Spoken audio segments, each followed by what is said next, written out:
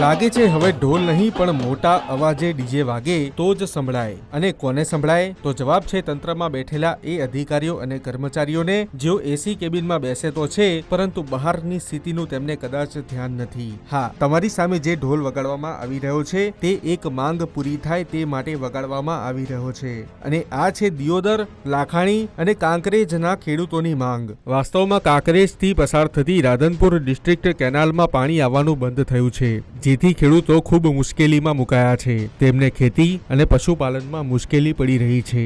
એક તરફ ઉનાળો છે અને બીજી તરફ કેનાલ કોરી ધાકોડ થઈ છે. આ સમસ્યાનો અંત લાવવા ખેડૂતોની માંગ છે.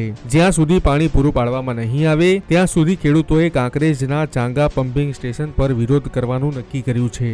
4 દિવસ પહેલા ખેડૂતોએ દિયોદર પ્રાંત કચેરી પહોંચીને આ સમસ્યાનો અંત લાવવા રજૂઆત કરી હતી, છતાં સમસ્યા યથાવત રહેતા આ વિરોધ નોંધવામાં આવ્યો છે.